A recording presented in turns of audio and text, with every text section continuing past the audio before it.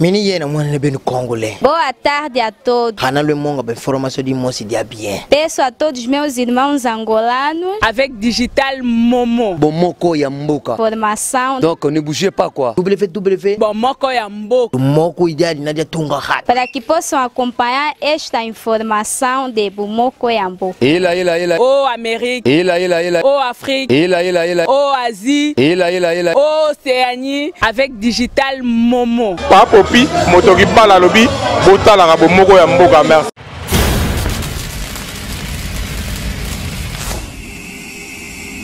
Je vous salue tous au nom du Seigneur Jésus. Nous allons suivre le témoignage du frère Maxime. Il était un ancien sorcier, guérisseur, charlatan. Il a donné sa vie à Jésus et au travers de son témoignage, il voudrait que ceux qui vont le reconnaître, d'abord ceux qui étaient ses clients, qui vont le reconnaître au travers de cette vidéo, puissent brûler tous les fétiches qu'il leur avait donnés, qu'ils puissent donner leur vie à Jésus.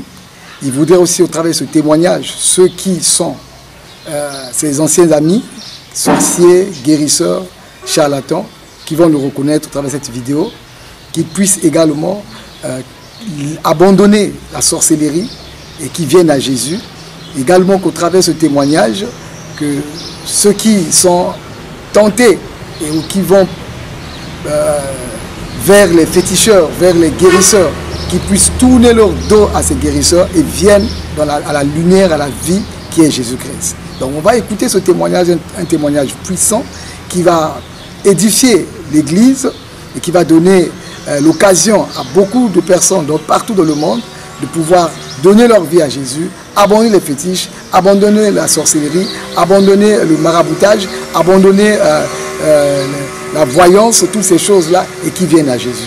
On va écouter ce témoignage. Maintenant, je vous prie de bien prêter l'oreille en suivant ce témoignage parce que ce n'est pas aussi évident, ce n'est pas aussi facile de le suivre.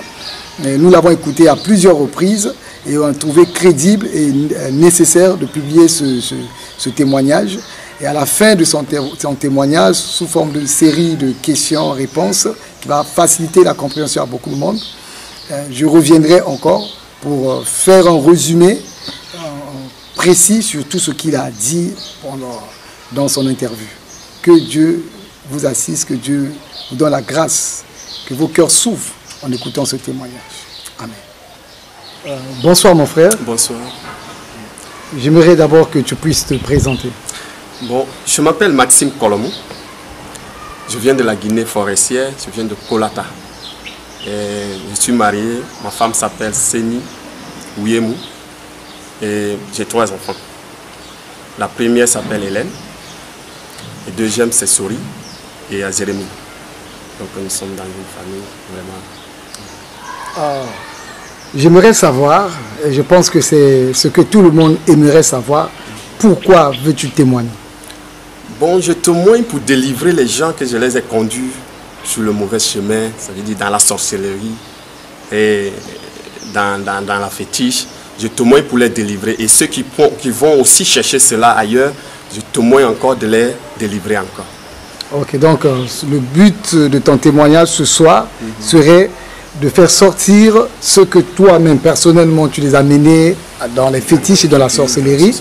Et aussi pour que ceux qui vont vers ces choses-là, qui puissent se détourner ces choses-là et qui viennent à Jésus, n'est-ce pas? Oui, oui. J'aimerais savoir comment ou quand est-ce que tu es rentré dans ces choses-là. Bon, ça a débuté quand je suis né en Côte d'Ivoire. Bon, à l'âge de bas âge, nous sommes venus en Guinée forestière avec la famille, toute la famille. Bon, arrivé en Guinée forestière, mon père nous a laissé partir au voyage. Donc on était avec, toute la famille était avec ma mère. Et c'était à l'époque là qu'on m'avait inscrit nouvellement. Et ma mère, tellement qu'elle était surchargée, elle ne pourrait plus me contrôler comme il se doit. Et à ce moment, je partais à l'école. Sur la rue, il y avait un féticheur qui était là-bas, donc il était connu. Et donc je faisais l'escale là-bas parce qu'il y avait des enfants qui jouaient là-bas. Donc je faisais l'escale, je ne partais pas à l'école. Et comme ça, jusqu'à 2, 3 fois comme ça, le gars a connu que donc j'étais intéressé par les choses comme ça. Donc il m'envoyait, donc j'étais proche à lui. Jusqu'à ma mère a su et elle m'a pris pour m'amener au village. Arrivé au village, je suis resté au village. Donc comme j'aimais tellement l'action, donc je faisais attention. Je faisais attention, donc il y avait des villages que les féticheurs partaient pour faire des travaux. Et moi, je partais jusqu'à ce village, je marchais, je partais. Donc je faisais comme ça au fur et à mesure. Donc je n'ai pas appris par une seule personne, donc j'ai appris par plusieurs personnes. Donc au fur et à mesure, il y a un qui a su que moi, je les suivais. Et c'est comme ça, il m'a approché de lui. Et quand il m'a approché de lui, donc j'étais avec lui, bon, il m'a mis dans une mission, la mission a été bien passée, c'est là il m'a apprécié. Et ces apprentis étaient tellement nombreux. Les apprentis, il y a un qui m'a envoyé pour travailler, parce que nous on faisait nos bricoles, petits bricoles. Donc quand il m'a envoyé, donc souvent quand je travaillais, ça marchait comme il le faut. Et c'est comme ça, mon nom a commencé à sortir, qu'on appelait vis-à-vis. On m'a déplacé au Sierra Leone, à Waterloo. Mon premier déplacement, c'était ça. Et voilà, comme ça, je suis venu dans les choses comme ça.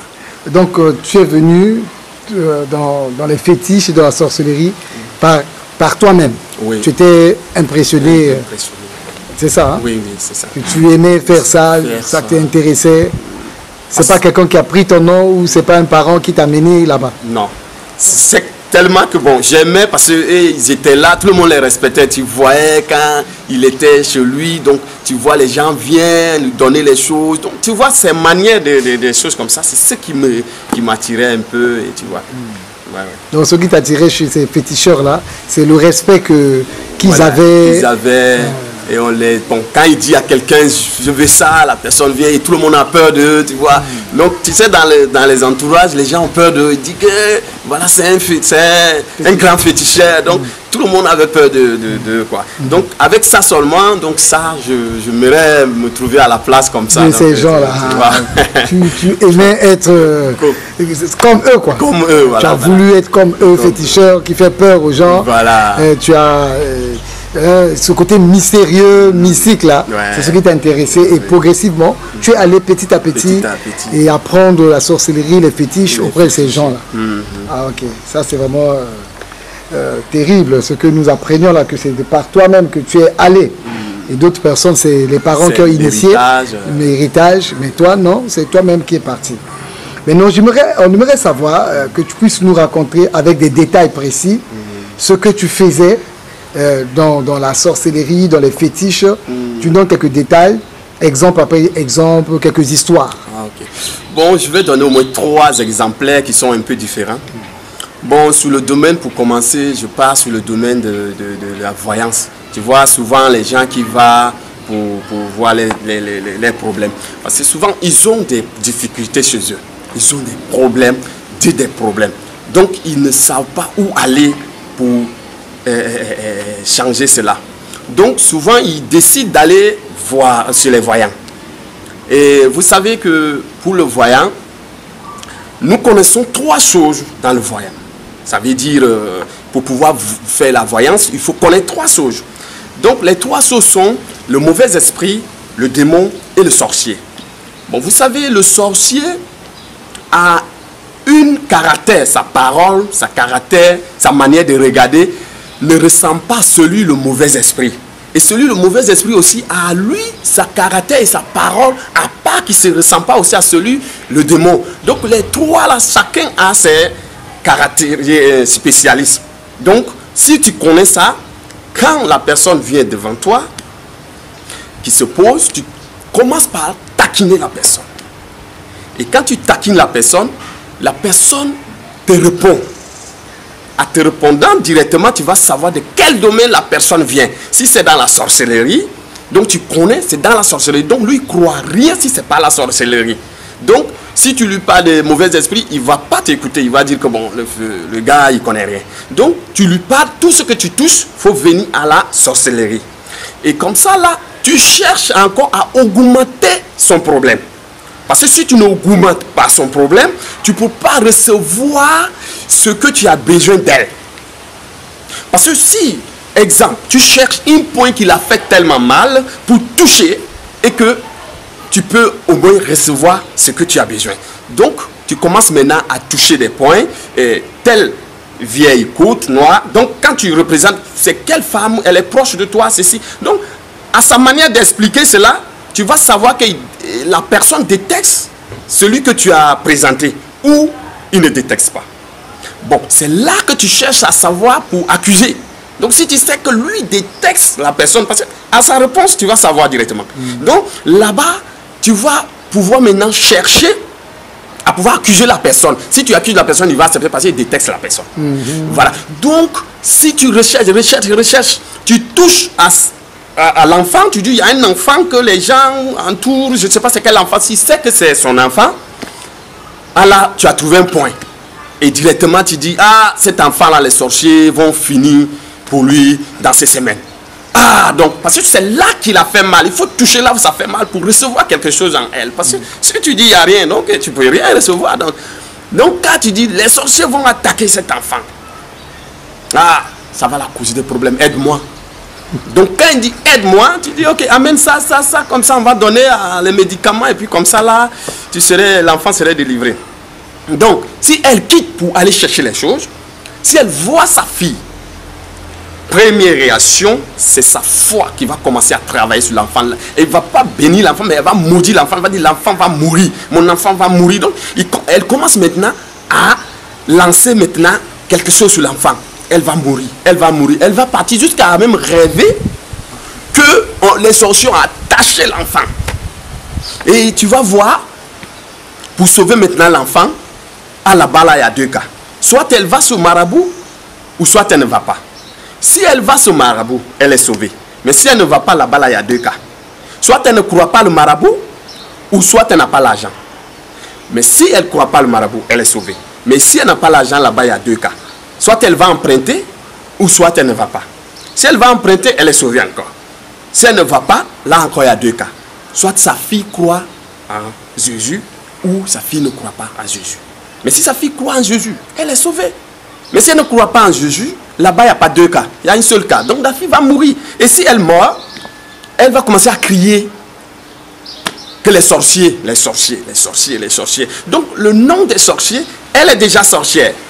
Déjà. Mais elle est sorcellerie, dans la sorcellerie, ignorance, je veux dire. Donc, vous savez, il y a plusieurs qualités de la sorcellerie. Voilà la première qualité. Il y a d'autres qui vont spécialement pour prendre des médicaments spéciaux pour devenir sorciers. Et il y a des qualités là et des qualités là encore. Donc ceux qui vont pour régler leurs problèmes, c'est les féticheurs, c'est pour augmenter. Parce qu'il faut qu'on les touche. Donc vous voyez ce domaine-là, on ne peut pas aller parce qu'il y a plusieurs chemins de ce domaine-là. Bon, si nous arrivons encore sur les gens qui vont signer le pacte de génie, je vous dis, avant que la personne quitte pour aller d'abord signer le pacte avec génie, il a d'abord la croyance en génie. Ça veut dire le génie habite en lui. Et le moment maintenant, le génie cherche le pouvoir en lui. Et il cherche maintenant à le conduire. Donc il y a quelqu'un qui est au moins au Congo ou partout là. Donc il va essayer d'aller chercher ce pouvoir. Et arriver vers nous, la première réaction, tu l'as fait peur. Tu dis, ah, tout, est-ce que tu peux supporter tout ce que je vais te dire? Tu dis, ah, c'est difficile. Il va te dire que je peux. Parce qu'il s'est déplacé spécialement pour venir. Il va te dire, je peux. Tu dis, tu peux. Tu dis, tu peux. Tu peux. Il te dit, tu peux. Tu dis, ok, il n'y a pas de problème. Donc, va amener ça. Et tu vas déterrer un cadavre. Tu enlèves les parties, ça, de telle partie. Et puis, tu prends le pellequin, tu mets dedans et puis tu m'amènes. Bon, cela signifie quoi? Pour aller déterrer un cadavre, enlever ses parties. Ça signifie quoi? Ça signifie pour agrandir sa foi. Parce que quand tu veux un pouvoir de la chose que tu crois, il faut que tu donnes quelque chose de plus cher à la chose pour pouvoir avoir la foi à la chose. Donc, vous savez que ce n'est pas un simple croyant facile là qui peut t'amener à déterrer quelqu'un. Donc, quand tu lui conduis d'aller déterrer un cadavre, enlever les parties, ça, il va combattre ça. Et il va combattre, au fur et à mesure, il combat, sa foi grimpe à la chose. Au fur et à mesure, le moment qu'il va aller déterrer, ça trouve que maintenant sa foi est un peu en norme. Parce que c'est que la foi qui peut te faire déterrer ça.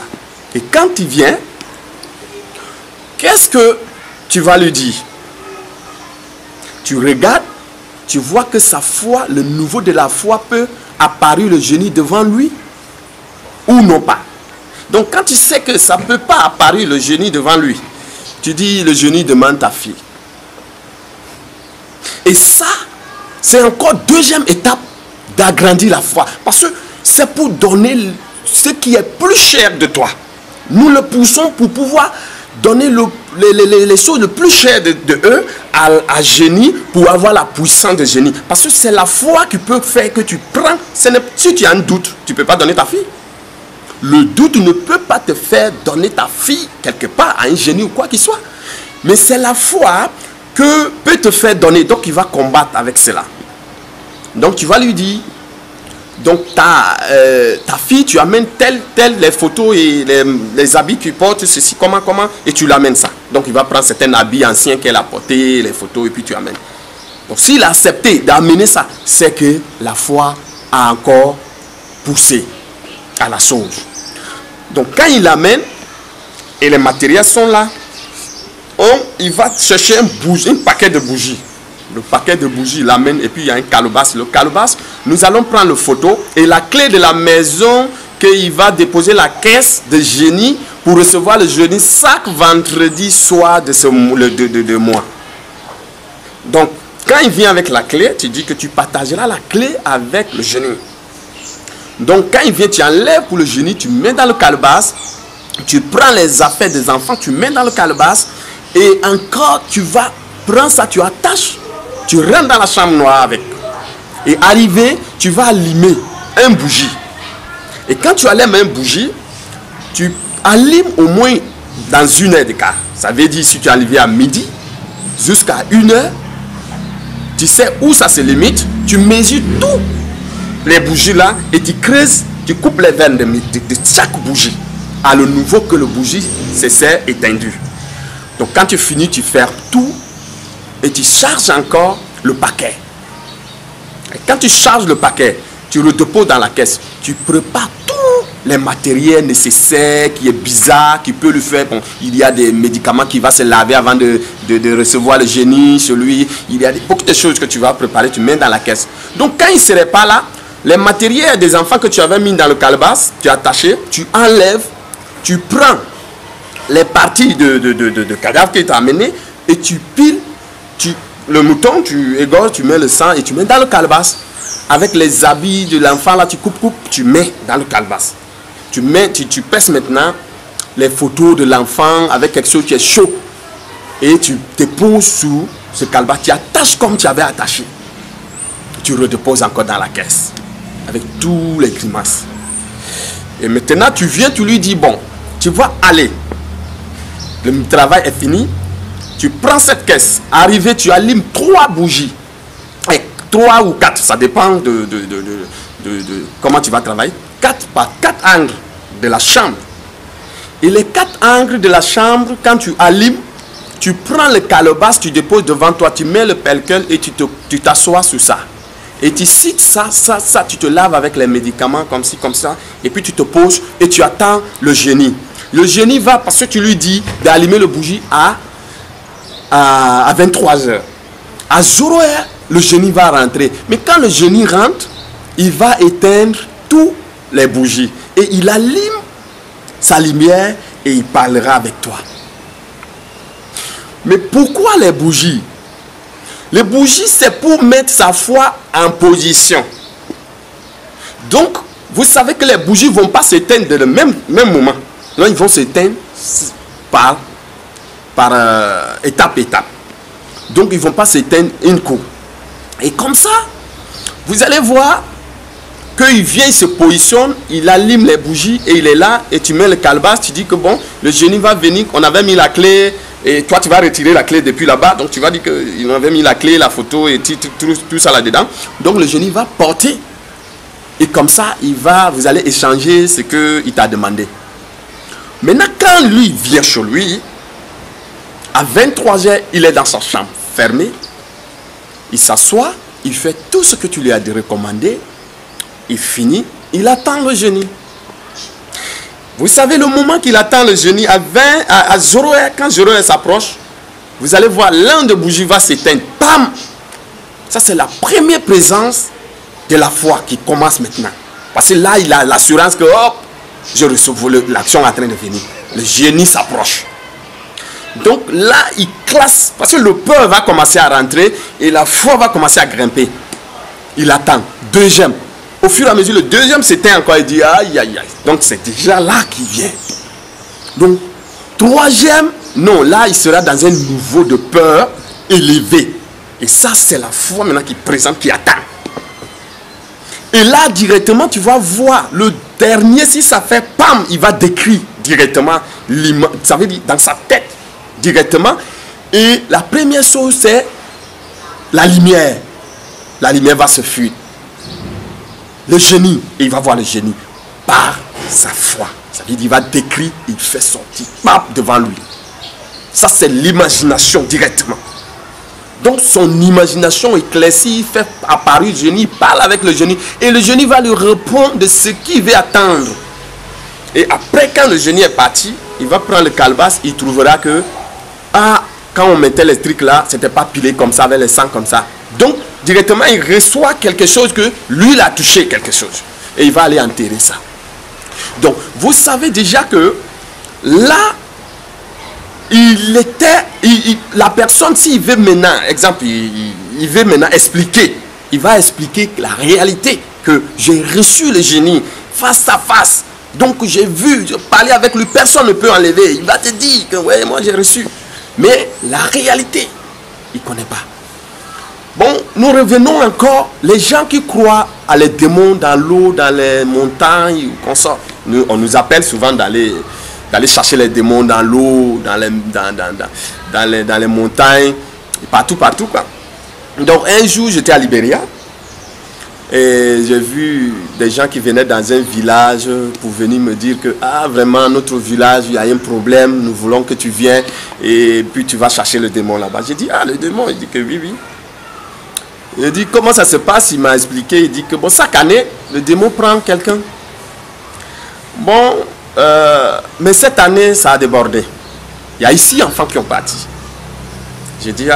Il dit, oui. J'ai dit, Donc, et là, je les ai dit d'aller dire à les chefs de village d'emporter ça. S'ils sont d'accord, il n'y a pas de problème, je peux venir. Ils sont partis. Après leur retour, ils sont venus. Ils m'ont dit, il n'y a pas de problème. J'ai dit, il n'y a pas de problème, donc je viens. Et vous savez que moi, je savais d'officement que le démon habitait dans les villageois, planqué dans l'eau. Et donc, ça veut dire quoi? Donc, le démon n'habitait pas dans l'eau, habitait en eux et planqué dans l'eau. Donc, c'est ça qui tuait les gens. Et moi, je commence maintenant, comment je vais enlever ces démons dans leur cœur? Donc, je cherche un chat, un gros chat. Je donne les tabacs que les femmes prennent. Je prends ça et je mets dans le manger. Je donne à le chat. Si le chat mange, il va se paralyser. Et quand il se paralyse, tu prends les peaux de poissons qui ont sec. Les gros poissons là. Tu prends, tu mets les pieds de chat là à l'intérieur. Et tu masques bien. Tu fais des grimaces, les choses bizarres sous le chat. Et bien masqué. Maintenant, on a une façon de sous forme tam-tam. Là, il y a un trou. Là, en bas aussi, il y a un trou. Mais les trous ne se rejoignent pas. Donc, tu mets là le chat. C'est un grand tam-tam quand même. Bon, donc, comme un tam-tam, c'est quand même grand. Donc, on le met et on attache. Et quand on attache, on met tous les coris, les choses bizarres pour ne pas qu'ils savent qu'en bas, là, il y a quelque chose. Donc, nous partons et puis nous cherchons au moins un bambou chinois qui est long. Le bambou chinois peut faire au moins 4 mètres comme ça. Et il y a un trou qui est à l'intérieur. Vous savez, bambou chinois, on met le trou jusqu'à l'intérieur. On masque ça. En haut, là, il y a des cornes. Des cornes vous savez, de mouton. Vous masquez ça encore bizarre. Donc, ça devient un bâton que moi, je vais tenir pour chercher les démons avec. J'arrive au village. J'invoque tout le monde au bord de la rivière. Et je pose mon truc devant. Donc, quand je pose, je leur dis, venez chacun une cuillerée d'huile rouge et vous le mettez dans le tam-tam. Chacun passe, il met. Cela signifie quoi encore? Cela veut dire que chacun vient regarder dans le tam-tam. Comme le tam-tam est grand, il ne faut pas qu'il reste loin là-bas. Il regarde, il dit, ah, tam-tam là, peut-être il y a quelque chose dedans. Tu ne peux pas prendre ce tam-tam, tu dis, hey, regardez dedans. Donc quand tu fais ça, ça va les amener doute. Et ce doute-là va faire que tu ne peux pas réussir à enlever la chose dans leur cœur. Et là, quand il vient mettre, lui, il passe par un chacun, il finit de mettre. Maintenant, tu as des apprentis qui sont arrêtés. Tu prends ton bâton long et tu commences maintenant à appeler, à jeter les médicaments, à appeler maintenant les choses qui soient... Ils sont arrêtés loin, ils te regardent. Et tu commences à marcher. Marcher, tu plantes, tu commences à rentrer dans l'eau. Tu rentres dans l'eau, tu rentres dans l'eau. Au fur et à mesure, tu pars, l'eau t'encouvre, tu plonges en bas et tu commences à respirer en bas de bambou là. Donc tu respires. Donc tu vas respirer, au moins tu fais bouger le bambou, tu fais au moins plusieurs moments en bas de l'eau. Bon, qu'est-ce qui signifie ça? C'est toujours qu'ils savent que tu es puissant, qu'ils savent que le gars là va réussir à enlever ces démons. Donc quand leur foi est en train de réagir comme ça, là tu es en train d'arriver. Donc tu fais au moins 30 minutes, quelque temps là-bas. Le moment tu cries, les apprentis vont envoyer le tam-tam dans l'eau. Avec les médicaments, ils jettent, ils disent qu'il est là, on l'a attrapé. Donc, à ce moment, tout le monde fait attention. Et si je déterre, j'enlève le chat en bas, dans l'eau, je soulève, tout le monde va faire face à moi. Et les apprentis vont partir. Ils ne vont pas regarder vers les apprentis. Ils vont partir avec les matériels là. Et moi, je suis là, je me bats avec les démons. Je soulève, je descends, je tombe, je me lève avec jusqu'au bord de la rivière. Je fais un peu comme je lâche. Et quand tu lâches, tu vas voir, le chat va bouger un peu. Donc là, ils vont voir qu'il est vivant. Et tu prends ton couteau, tu perces pour que le sang sorte. Ils voient que vraiment, ah, le gars est en train de tuer vraiment les trucs. Donc tu tues le chat. Quand tu finis, ils ne vont pas s'approcher. Parce qu'ils sont un peu loin, ils voient et tu brûles sur le sang. Tu vas brûler sur le sang. Et quand tu finis de brûler, tu vois que ils sont un peu libres. Le démon n'existe plus dans l'eau, mais le démon va chercher où aller habiter. Donc c'est comme ça qu'on enlève le démon dans l'eau ou dans les montagnes ou partout qu'il soit. Donc ça, je présente les trois choses comme ça. Ok, vraiment, merci beaucoup. J'aimerais savoir, est-ce que tu étais content de faire cela? Oui, j'étais content de faire cela. J'étais très content de faire parce que vous savez que si tu as ce pouvoir de venir dire à les gens, tout le monde déshabillez-vous, ou bien toi mange ça, ils mangent, tout ce que tu les proposes, ils le font. Donc ce pouvoir-là, quand tu as ça, tu es content quand même. J'étais content, très content quand même de faire cela. Donc tu étais content de fois de faire déshabiller les femmes. Les femmes, déshabille toi, tu te laves avec médicaments. Des fois c'est toi-même qui les laves avec médicaments, ils sont déshabillés toutes nues. Donc tu vois, avec tout ça là, vous voyez. Tu étais content de faire ça. Ouais. Et puis quelque part, tu savais quand même que vraiment que tu les avais quoi. Oui. Parce que tu sais que quand tu dis à quelqu'un de se déshabiller, surtout une grande personnale qui est bien respectée, qui vient devant toi et puis tu lui dis déshabille-toi, il se déshabille. Donc ça veut dire que tu as une puissance quand même. Déshabille, un seul mot et puis voilà, ça se fait quoi. Donc tu... Oh Seigneur, que Dieu aide vraiment. Amen. Et j'aimerais savoir, est-ce que tu pouvais de toi-même renoncer à cela sans problème? Non, de moi-même je ne pourrais pas renoncer à cela sans problème. Parce que j'étais quand même bien dedans, je me sentais libre, mais par la grâce du Saint-Esprit, par la grâce de l'Éternel, par la grâce de la vie. Parce que je ne pourrais pas renoncer à cela sans la présence de Jésus dans ma vie. Donc c'est la grâce du Saint-Esprit, de l'Éternel Père qui a permis que tu puisses renoncer à cela. Quel avantage tu tirais de tout cela? Parce que je gagnais d'argent.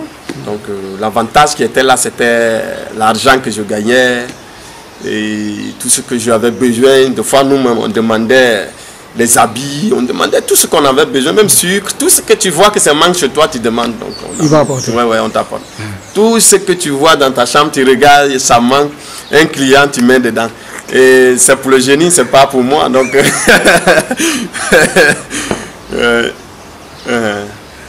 Seigneur, vraiment, que Dieu délivre tous ceux qui sont attachés aux fétiches, à toutes ces choses-là.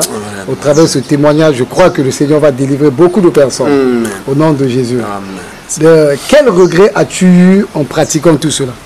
Bon, le regret que j'ai eu, c'était quand je suis parti dans un village. Je suis parti pour enlever la sorcellerie là-bas. Parce qu'il y avait plein de la sorcellerie, donc ils m'ont déplacé d'aller enlever la sorcellerie. Donc quand je suis venu, je les ai dit d'amener un mouton. Parce que bon, c'était pour que moi je fais ça facilement. Parce que des fois, il y a des gens qui vont eux-mêmes par la maison des maisons. Mais moi, comme j'étais un peu élevé dedans, donc je venais directement. J'ai dit, bon, moi je ne veux pas rentrer chez quelqu'un. Donc je veux que vous portez ça sur le chef de village à 8 h demain. Celui qui a un médicament, n'importe quel médicament mené.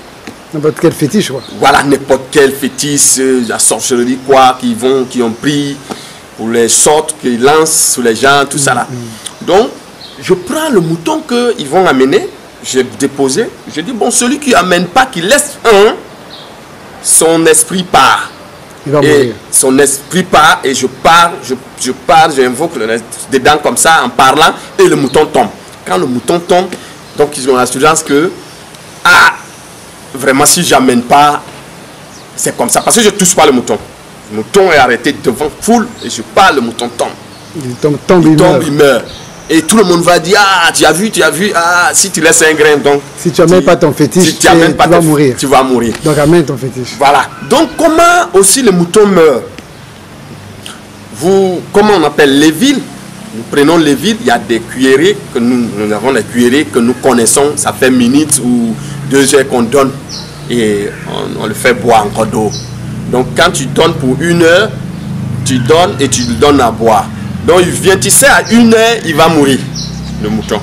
Donc tu commences à parler jusqu'à l'heure s'approche. Quand l'heure s'approche, ça limite et tu parles tes mots, les grimaces, pam, le mouton tombe.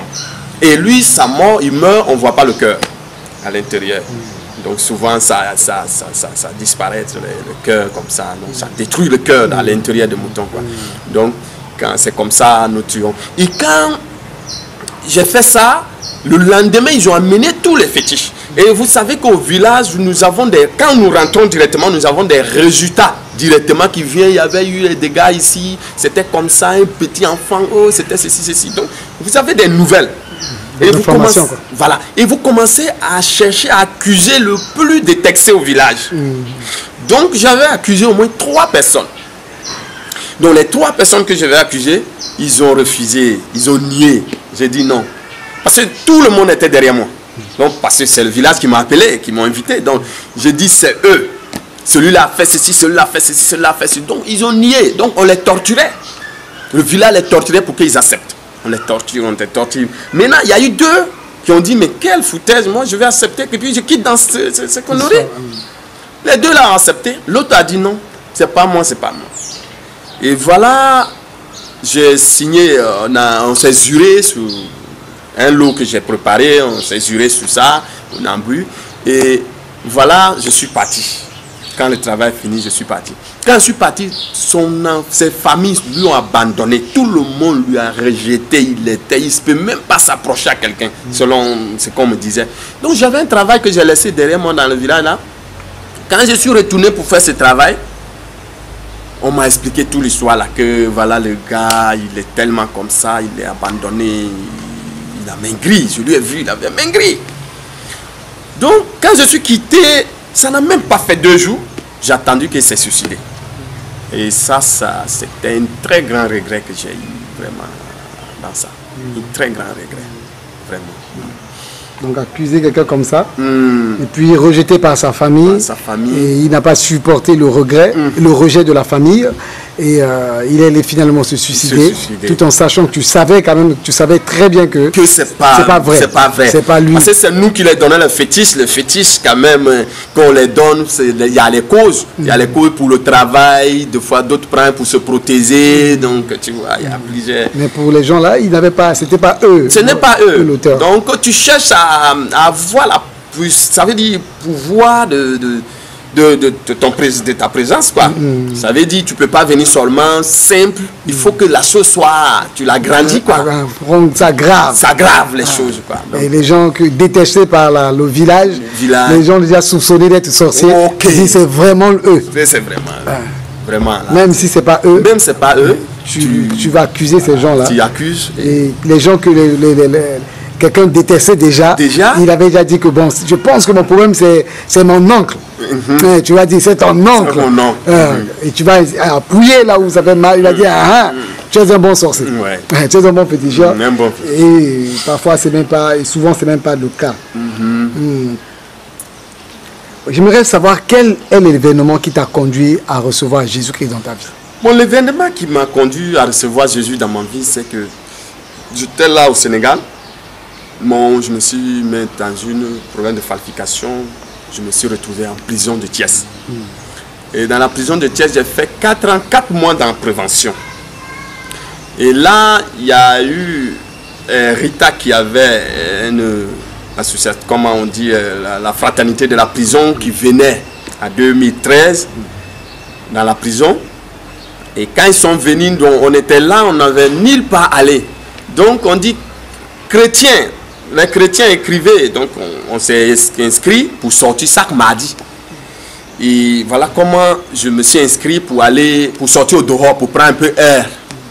Et là, je suis venu. Le premier parole, c'était un témoignage qui m'a délivré. Ça veut dire qui m'a touché. Le témoignage que j'ai fait, ça m'a beaucoup touché. Et quand je suis rentré à l'intérieur, j'ai commencé maintenant à réfléchir sur ça. Dans la Bible. Et dans un coup, je suis tombé malade. Une maladie qui était très, très, très grave. Jusqu'à même arriver à écrire même en cas que je meurs, on prend mon enfant, on vit ensemble pour amener. J'avais déjà tout écrit. Donc ça veut dire, j'étais tellement malade. Donc je pensais que j'allais finir ce jour-là. Et j'ai demandé à Rita de m'amener un médicament. Ça veut dire de m'acheter un comprimé pour m'amener. Rita a dit, je suis désolé, on ne peut pas faire rentrer le médicament à l'intérieur, qu'on laisse ça dans la prière. Je dis, dans la prière? Il me dit que oui. J'ai commencé à prier. C'est là où j'étais déjà, je savais que j'étais à la fin. J'ai commencé maintenant à prier. Je dis, Seigneur, vraiment, je te demande de me pardonner de tout ce que j'ai fait. Pardonne-moi. Et en un coup, quand j'ai prié avec ça veut dire une assurance pure. Donc j'ai prié. Le lendemain, quand on a dit appel, je me suis levé comme je rêvais. Je suis maigre, mais aucune douleur dans mon corps. Et là, j'ai dit, mais ça c'est quelle histoire? J'ai commencé à penser, mais j'ai prié hier, j'ai même prié jusqu'à le Seigneur m'a touché. Donc c'est comme ça que j'ai senti la présence de Seigneur dans mon corps. Et le deuxième mardi, je me suis dit que comme moi je aimais trop la cigarette, j'aimais beaucoup la cigarette. Donc je dis, comme j'aime la cigarette, attends, je vais demander au Seigneur pour que j'arrête ça. Et mardi, quand on est parti, c'était pasteur Marc qui est venu. Donc je lui ai expliqué que vraiment je voulais laisser la cigarette. Il m'a dit, bon, il faut essayer de prier, et puis on va prier ensemble, et puis tu vas laisser, mais ta gorge va te faire mal. Quand ça te fait mal, il faut arrêter.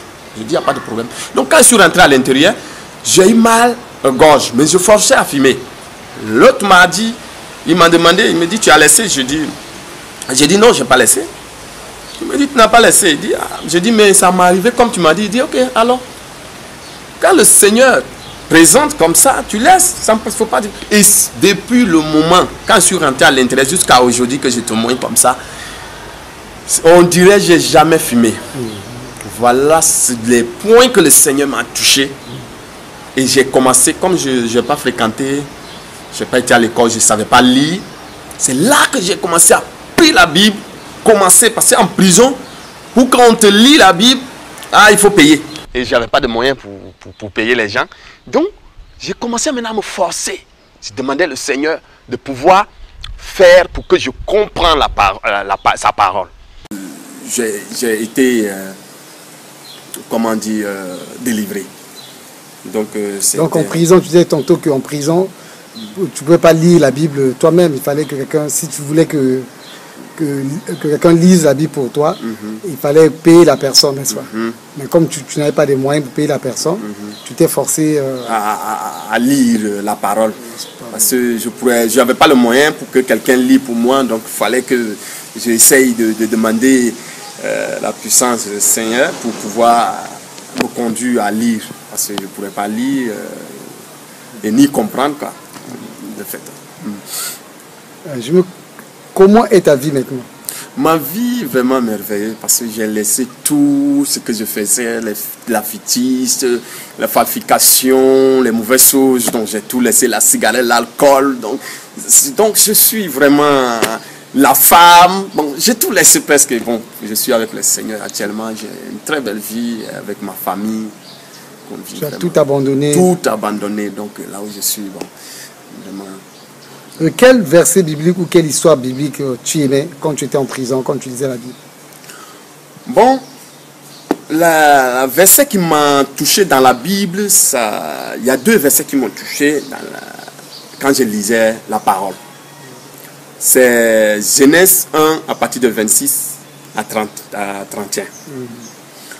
Donc, tu sais, le Seigneur a dit créer l'homme à nos images, selon sa ressemblance.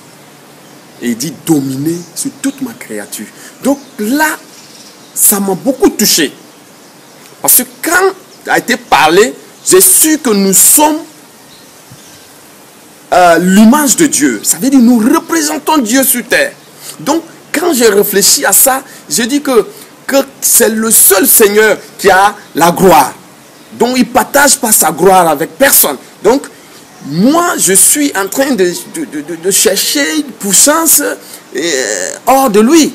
Donc, je lui représente sur terre. Je dois faire, comme j'avais pensé un peu, comme on dit, exemple, un président qui envoie son représentant. Ça veut dire quelqu'un à un autre pays, la personne va le représenter là-bas. Donc, vous savez que si la personne va, il a ses propres intelligences, ses propres caractères, mais il ne va même pas utiliser l'un de ses connaissance. C'est la parole du président qui va adresser. Ça veut dire qu'il va donner. Il ne va même pas mettre l'un de ses pensées dedans. Donc, j'ai dit, mais moi, je suis venu sur terre. Je représente mon Dieu. Et puis, je veux maintenant prendre ma propre intelligence au lieu de lui utiliser sa parole qui a été donnée. Donc, ça m'a encore beaucoup touché. Un deuxième verset. Le deuxième, c'est dans Matthieu 14, à partir de 25 à partir de 25 qui descend, je ne sais pas, Jésus, à partir de 25 quoi. Donc de 14, Matthieu 14, 25, à partir de 25. Donc Jésus marchait sur l'eau pour aller vers ses disciples. Et là où ça m'a beaucoup touché, quand Jésus venait, les disciples ont eu peur. Et il les a dit, n'ayez pas peur, c'est moi. Et là-bas, Pierre a dit, si vraiment c'est toi, Seigneur, permets-moi de venir. Moi, là-bas, ça m'a beaucoup touché que, actuellement, nous voulons attendre qu'on a des problèmes. On dit, ah, Seigneur, viens, Seigneur, il faut qu'il m'aide. C'est toi qui dois choisir. Ça veut dire, si tu regardes, Pierre n'était pas seul. Mais Pierre a dit, Seigneur, permette-moi de venir vers toi. Et là, Jésus lui a dit, viens Pierre, marche et viens vers moi. Et quand Pierre partait vers la vie, il a eu peur de vent qui soufflait et il a commencé à s'enfoncer. La mort a commencé à lui appeler. Et là, Pierre a commencé à crier à la vie. Parce que nous savons que si on a un cas peu de cas, c'est là qu'on appelle quelqu'un. Mais quand on crie, ça veut dire que c'est un cas qui est déjà grave. Donc, si tu regardes, c'est comme le moment que Pierre partait, il n'a pas attendu que le Seigneur, c'est lui-même qui a choisi la vie. Il a dit la vie. Et la vie lui a tenu dans sa main. À sa main. Donc, et qu'est-ce que la vie lui a dit? Un homme peu de foi. Et ça m'a beaucoup touché. Un homme peu de foi. Donc, pourquoi y douter? Donc, ça veut dire qu'aujourd'hui, nous attachons nos foi. Donc, selon la manière que j'ai compris, nous attachons nos foi c'est-à-dire sur les choses de ce monde. Ça veut dire que si nous attachons nos foi sur l'argent, c'est l'argent qui va nous dominer. C'est l'argent qui nous contrôle. Ce n'est plus l'Éternel qui nous contrôle. Donc, au lieu d'attacher nos foi à la vie, et si nous recevons la vie, là, on peut dominer tout ce qui est mort. Tout ce qui est dans ce monde est mort. Donc, c'est la vie qui domine. Donc, moi, quand j'ai compris, je dis que, mais, il nous a dit de dominer sur toutes ces créatures. Donc, nous avons eu la puissance en lui, et que, pour dominer. Donc, si on laisse maintenant les matériels de ce monde nous dominer, il va nous amener à la mort, parce que les choses de ce monde sont déjà mortes. Donc, tout cela nous amène à la mort. Et j'ai vu que ceux qui déclenchent leur foi pour aller réveiller les cadavres, j'ai dit, Seigneur nous a dit, réveiller les morts spirituels. Tous ceux qui sont morts spirituels, d'aller réveiller. Et il faut que d'abord, toi, tu as déjà la vie en toi. Tu recevras la vie pour aller réveiller ceux qui sont morts spirituellement. Comme je dis, Rita, quand elle est venue pour moi j'étais mort avant. C'est quand la fraternité de la prison qui sont venus, qui avaient la foi à la vie, qui sont venus pour réveiller les morts spirituels en prison. Et ils m'ont réveillé. Il y a eu d'autres qui sont morts éternels. Ceux-là, ils n'ont pas prié sur cela. Ils n'ont pas dit que, j'ai oublié pour dire prier, mais ils n'ont pas pu demander Seigneur de les réveiller parce qu'ils sont morts éternels. Donc ceux qui sont morts spirituellement, c'est ceux-là qu'on doit aller les réveiller spirituellement. Je voudrais savoir encore, puisque tu as dit tantôt, tu menais une vie avec les filles, tu as abandonné tout cela.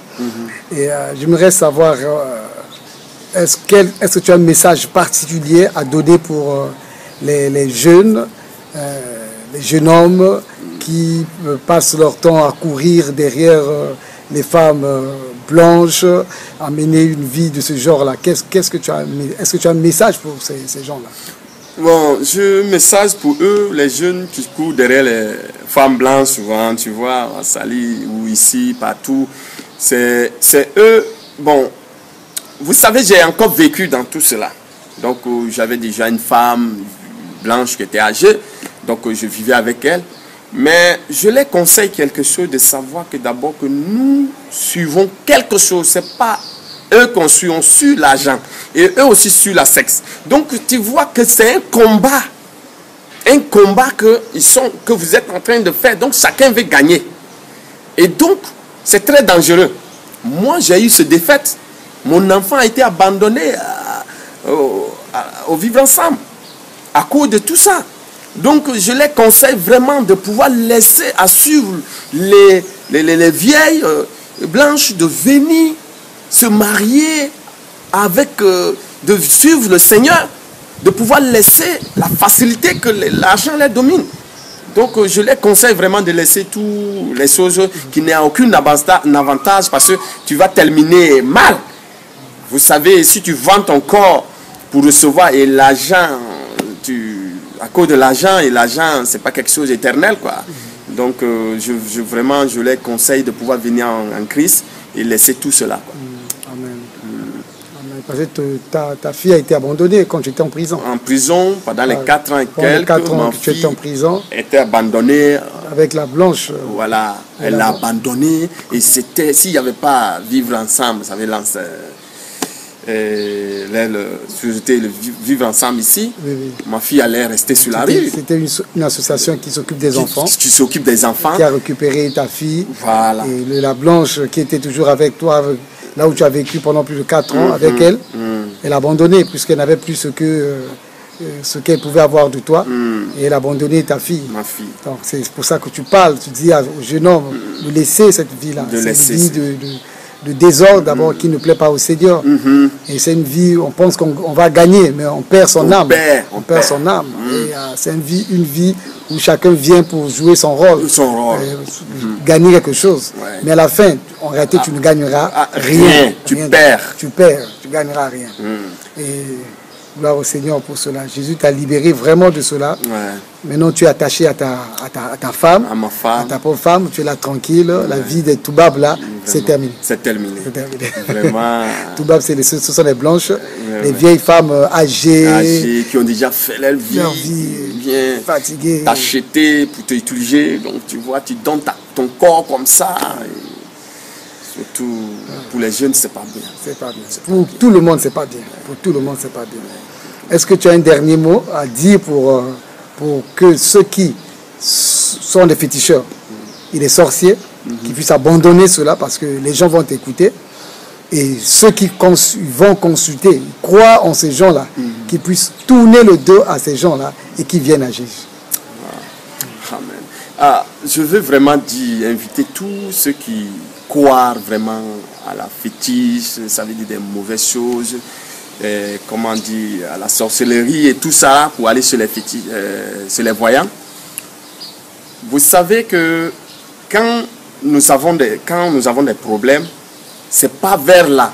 C'est quand tu as des problèmes et que tu vas chez les voyants, tu vas augmenter ton problème. Mais il faut chercher la vie. Ça veut dire là où tu peux guérir tes problèmes. Ça veut dire ça, il ne faut pas chercher à aller augmenter. Mais ils ne savent pas qu'il va augmenter leurs problèmes. Parce que tu peux être d'accord avec ton frère, on te mélange avec ton frère ou ta mère. On te dit que non, c'est ta mère qui a fait ceci, c'est ton frère qui a fait ceci, or que ce n'est pas lui. Donc, quand tu vas et tu prends cela, tu viens, il y a la guerre toujours à la maison. Donc, tu crées la guerre et tu laisses la guerre, tu meurs. Encore les enfants reprennent la guerre parce qu'ils vont dire que ma mère et mon frère, ils n'étaient pas ceci. Donc, vraiment, je leur demande que ce n'est pas la vie là-bas. Donc, ce chemin-là, c'est la mort éternelle. Donc, quand tu suis les choses comme ça, tu vas terminer mal. Parce que quand tu prends un fétiche, il n'y a pas ça veut dire, il y a toujours une fin. Tu vas arriver un jour à un fin. Et le fin, ça tombe sur toi. Donc ça te détruit complètement. Donc je les appelle vraiment de laisser tout au lieu de suivre l'argent, de pouvoir mettre les gens ensemble. Ça veut dire, je parle aussi à les féticheurs. Parce que quand vous savez, tu es là, tu penses, tu es intelligent, tu vas conduire les gens et mélanger ensemble pour pouvoir gagner quelque chose. Donc c'est très dangereux. Parce que quand tu conduis les gens, tu les mets ensemble, il y a eu des mortalités, c'est toi responsable. Donc c'est très dangereux. Donc tu vas payer tout ça, c'est toi qui vas payer tout ça. Donc je leur dis vraiment de laisser revenir à la vie pour vivre une merveilleuse vie. Jésus, la vie. La vie de Jésus, c'est tellement merveilleux. Donc si ils viennent là, ils vont vraiment se sentir libres, vraiment. Parce que moi j'ai vécu de ça, je connais la différence. Donc là où je suis, donc je sais qu'ils sont en train de souffrir. Il y a la vie. Il y a la vie. Il y a la vie en Jésus. Donc quand vous venez à Jésus, il y a la vie. Si tu essaies de conduire, tu vas à la mort. Donc vraiment, je les conseille de pouvoir venir vraiment à la vie, quoi. Merci beaucoup. Et nous croyons que le Seigneur va toucher les vies des gens qui vont tourner leur dos des féticheurs. Ils vont vraiment venir à Jésus-Christ. Que Dieu te bénisse richement. Nous croyons que Dieu va t'utiliser davantage pour que les vies soient sauvées, les captifs soient libérés au nom de Jésus. Amen. Amen. Amen. Voilà, nous venons de suivre ce témoignage puissant du frère Maxime. Et on lui a posé une série de questions. D'abord, ça pour savoir qu'est-ce qui l'a motivé à devenir féticheur guérisseur. A-t-il été initié à devenir féticheur, charlatan, toutes ces choses-là, dans l'occultisme, à verser dans l'occultisme, dans la sorcellerie. Il a dit non, il n'a pas été initié par qui que ce soit. Il a été juste impressionné par les gens, les féticheurs qui venaient dans leur village et qui étaient vraiment craints au village. Et il aimait cette manière, ce charisme qu'avaient ces féticheurs, ces charlatans. Et il aimait ça. Et c'est comme ça qu'il a lui-même, il a commencé à côtoyer ces gens-là pour avoir cette puissance.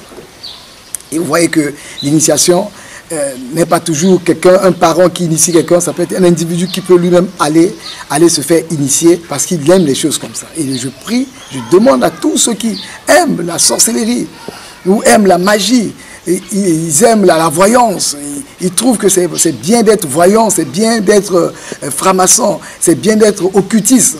Et que je demande à tout ce monde, au nom du Seigneur Jésus, d'abandonner ces choses-là, de venir à Jésus, Jésus qui donne la vie. Nous l'avions aussi demandé de savoir comment est-ce que, qu'est-ce qu'il faisait en étant sorcier, guérisseur, qu'est-ce qu'il faisait, quelles étaient les pratiques. Il a donné beaucoup d'exemples, certains détails. Et on ne vous a pas tout livré parce que ce n'est pas nécessaire de donner tous les détails. Mais l'une des choses qui nous a frappé, marqué ici, c'est de savoir qu'il aimait humilier les gens. Il aimait humilier les gens parce que quand il recevait notamment les femmes nanties, les femmes surtout belles, de corps, de figure, et c'était l'occasion pour lui en tant que féticheur de les mettre nus. Et pour dire, madame, vous avez tel problème, l'esprit a dit, le génie a dit telle chose, déshabille-toi, enlève tes habits, mets-toi nu et danse, commence à danser. Et c'était par plaisir, par voyeurisme qu'il fait des choses comme ça. Et tout en étant féticheur et sorcier. Et ça n'a pas empêché d'avoir un esprit de cette pensée, cette perversion, de cette manière-là, de mettre les gens nus et de les faire danser comme ça. Et mes amis, que ce soit les hommes comme les femmes, on vous met nus parce que vous voulez soit de l'argent, soit vous voulez le pouvoir. Et tu te vois maintenant, comme la Bible dit, il est honteux de dire ce qu'il fait en secret. À cause de l'argent, à cause soit tu veux une femme ou un homme, une promotion de ton lieu de service, et tu vas voir les féticheurs, les magiciens, les gens qui lisent dans les boules de cristal, tu vas les voir et à la fin, certains d'entre eux, peut-être, je ne suis pas sûr que ça t'entend tous, mais certains d'entre eux vont te dire, mets-toi à genoux, déshabille-toi, danse, cours, mange telle chose. C'est horrible, c'est horrible. C'est horrible. Au travers de ce témoignage, j'ai vu, on a vu aussi le frère qui disait, Maxime disait tantôt que l'une des choses qu'il faisait d'abord, c'était de prendre contrôle de l'esprit de la personne. Donc quand les personnes venaient le consulter, la première chose à faire pour lui, c'était de prendre contrôle de l'esprit de la personne. D'abord, de contrôler la pensée de la personne. Au travers de ce contrôle-là, il va faire de la personne ce qu'il voudrait. Ce qu'il voudrait. Et c'est terrible. Il y a des gens qui vont vendre leur âme aux puissances occultes. Tu vas voir les guérisseurs, tu penses qu'ils ont la solution à tes problèmes, mais ils n'ont pas la solution à tes problèmes. Ils n'ont pas la solution à tes problèmes. Ils n'ont pas la solution à tes problèmes. Et ce sont des gens qui vont contrôler ta vie, qui vont vouloir détruire ta vie et qui vont vouloir te manipuler. Et Maxime disait tantôt que pour voir l'engagement des gens, pour voir combien les gens sont déterminés, que leurs problèmes soient résolus, deux fois il leur demandait d'aller faire des pratiques horribles. Notamment, il leur demandait d'aller prendre certains organes, des cadavres déjà, donc de prélever des parties du corps humain, déjà des gens qui sont déjà morts, enterrés quelque part. Je ne sais pas comment ces gens-là faisaient pour aller prendre ces parties du corps-là. Et les gens amenaient ces parties du corps. Et pour que le fétiche soit fort, puissant, ils amenaient ça. Mon ami, toi qui me suis, homme comme femme, jeune comme vieux, tu vas chercher des parties des corps humains, que ce soit des animaux, des choses horribles, pour que tu sois guéri, pour que tu sois riche, pour que tu puisses avoir la plus belle femme ou le monsieur riche ou la femme riche. Tu vas faire ces choses-là, c'est horrible. Ces gens-là, ces charlatans, ces marabouts, ces féticheurs, ils ne servent pas Dieu. Ils servent leur maître, celui qui les inspire. C'est le diable qui les inspire. Ils servent ces gens-là. Donc je t'appelle, c'est un appel solennel. Cet homme qui a donné sa vie à Jésus, Maxime, qui a dévoilé ces choses-là. c'est une occasion pour toi d'entendre cela. De savoir que tu es sous la coupe de la manipulation de Satan. En allant consulter les féticheurs, les guérisseurs, les marabouts. Viens à Jésus. Jésus te donnera la vie. Et Maxime disait tantôt dans son intervention aussi, ce frère qui était auparavant sorcier guérisseur, qui s'appelle Maxime, disait tantôt son témoignage que quand les gens venaient le voir, lui, il s'arrangeait à graver la situation de la personne. Donc quand tu arrives, tu viens pour le voir, le féticheur, il aggrave la situation, il rend la chose grave et il te fait plus paniquer. De telle sorte que tu puisses venir davantage vers eux et tu sois sous son contrôle. Et il fera de toi ce qu'il voudra. Quelqu'un peut aller pour un problème simple, eux ils vont aggraver la situation, vont rendre la chose compliquée. Et tout cela, à la fin, ils vont vous demander de l'argent. Vous faites des sacrifices. Apportez tel sacrifice, apportez telle chose.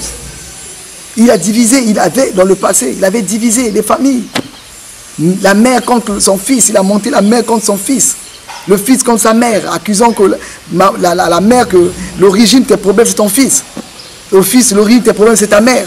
Et tout cela pour créer la confusion, il a divisé les familles. Il a divisé pour régner. On met dans ces familles-là. Ta famille est divisée. Tu penses que les problèmes, la source de tes problèmes, c'est ta tante. Le charlatan t'a dit que c'était ta tante. Le magicien t'a dit, le sorcier, celui qui a dit dans la boule de cristal a dit, certainement c'est ton oncle qui a fait ça. Et te voilà, maintenant tu l'aimes plus. Tu le détestes. Et tu ne peux même plus leur dire bonjour. Parce que tu as écouté la voix du diable et ses agents. Viens à Jésus. Viens à Jésus. Jésus te donnera la vie. Abandonne ces choses. Viens à Jésus. Donne ta vie à Jésus. Et Jésus va te libérer. Et l'une des choses aussi que j'ai vues, en écoutant le témoignage de Maxime, et il disait tantôt que quand il faisait ces fétiches-là, il demandait aux gens, parfois il disait oh non, bon, le génie a dit, l'esprit a dit que apporte un sac de riz, apporte du lait, apporte soit des habits, les choses de ce genre-là, parce que lui, il en avait besoin. Il dit, c'est pas pour moi, c'est pour les génies, parce que c'est lui qui en avait besoin. Lui, sa femme, ou avec sa famille, ses enfants, il en avait besoin. Il dit, apporte tes draps, tes chaussures, telle chose, il en avait besoin. Donc toi qui suis les marabouts, toi qui suis les féticheurs, tu suis les magiciens, mais il te demande, apporte soit une paire de chaussures, un tel tissu, le pagne, les choses de ce genre. Il en a besoin.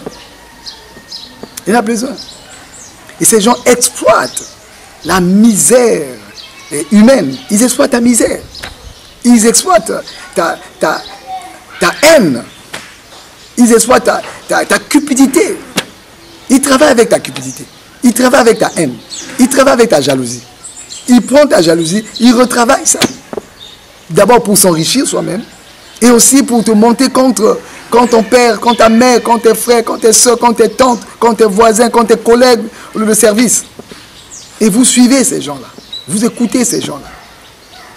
Jésus a dit dans Matthieu 11, verset 28, que je vais lire. Matthieu 11, verset 28, pour ceux qui ne le savent pas, je vais le lire pour que tout le monde puisse voir que je lis dans la Bible. Matthieu 11, verset 28, la Bible dit, c'est le Seigneur Jésus qui parle, il dit, venez à moi, vous tous qui êtes fatigués et chargés, et je vous donnerai du repos. Jésus a dit, le Seigneur Jésus a dit, venez à moi, combien de personnes? Vous tous qui êtes fatigués et chargés, et je vous donnerai du repos. Jésus a dit, venez à moi, vous tous qui êtes fatigués et chargés, je vous donnerai du repos. Jésus dit, viens à lui, il te donnera du repos. Tu es fatigué par la maladie, et ta maladie t'a poussé à aller voir un féticheur, ou un guérisseur, ou un sorcier, tout ce monde occultisme. Mini yena mwana beno congolais. Boa tarde a todos. Hana le monga be formation de mosi dia bien. Peço a todos meus irmãos angolanos avec Digital Momo. Bomoko ya mboka. Formação. Donc ne bougez pas quoi. www. Bomoko ya mboka. Moko ideal nadia tunga hat. Para que possam acompanhar esta informação de Bomoko ya mboka. Oh Amérique.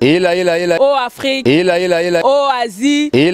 Oh Océanie avec Digital Digital Momo. Papopi moto ki bala lobi botalaka bomoko ya mboka merci.